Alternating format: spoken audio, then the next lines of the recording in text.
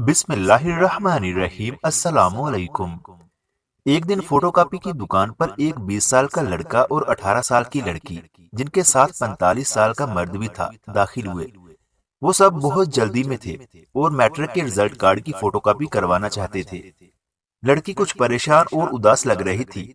दुकानदार, जो तकरीबन 40 साल का था, उसने पूछा, बेटा कितनी कॉपियां करनी है और किस मकसद के लिए? लड़की ने घबराते हुए कहा, अंकल 10 कर दीजिए, पता नहीं फिर करने का मौका मिले या नहीं, और ये भी पता नहीं जिंदा भी छोड़ेंगे या नहीं। साथ आए हुए शख्स ने उसे तसल्ली दी, अरे तुम लोग फिक्र न करो, मैं हूं ना तुम्हारे साथ, कुछ नहीं होगा। दुकानदार ने लड़की से प्यार से पूछा, बेटी तुम कुछ उदास लग रही हो, कोई परेशानी है तो मुझे बता सकती हो, मैं तुम्हारे अब्बू जैसा हूँ। ये सुनते ही लड़की की आंखों में आंसू आ गए और रोते हुए बोली, अंकल मैं इस लड़के से मोहब्बत करती हूँ और शादी करना चाहती हूँ, लेकिन मेरे घर वाले राजी नहीं हैं, इसलिए हम भाग कर आए हैं, क्योंकि मेरा और इस लड़के का मसलक अलग अलग है। साथ आए शख्स उस लड़के के चचा हैं। इनका कहना है कि शादी के बाद सब मान जाएंगे। दुकानदार ने लड़की को तसल्ली दी और पूछा, अगर तुम्हें 100 रुपए और 1 रुपए में से चुनना हो तो क्या चुनोगी? लड़की फौरन बोली, अंकल जी सीधी सी बात है, मैं 100 ही चुनूंगी।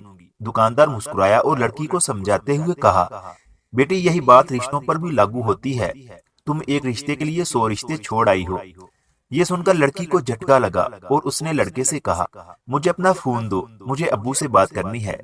लड़के ने मना कर दिया, लेकिन लड़की ने दुकानदार से फोन लेकर अपने बाप को कॉल की और रोते हुए कहा, अब्बू क्या आप मुझे लेने आ सकते हैं? दुकानदार ने लड़की के बाप से बात करके उन्हें दुकान का पता दे दिया और कहा, बेटी महफूज है। जैसे ही लड़के और उसके चचा ने ये सुना, वो भागने लगे। लड़की ने चिल्लाकर कहा, भाग क्यों रहे हो, तुम तो मुझसे मोहब्बत करते थे। लड़के ने कोई जवाब न दिया और सामान लेकर चोरों की तरह भागने लगा। लड़की ने चिल्लाकर कहा, पकड़ो इन्हें, मेरे बैग में जेवरात हैं जो मैं घर से लाई थी।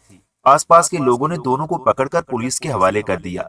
शाम तक लड़की के घर वाले आए और उसे बाइज्जत घर ले गए। लड़की ने दुकानदार से कहा, अंकल आपका बहुत बहुत शुक्रिया, मैं अब 100 रिश्ते लेकर जा रही हूँ। ये लड़की तो बच गई, मगर न जाने कितनी लड़कियां हर रोज एक रिश्ते के लिए 100 रिश्ते छोड़ देती हैं और बाद में पछताती हैं। इस वाक़े से आपने क्या सीखा? अपनी राय का इजहार कमेंट्स में लाजमी करना। मिलते हैं अगली वीडियो के साथ।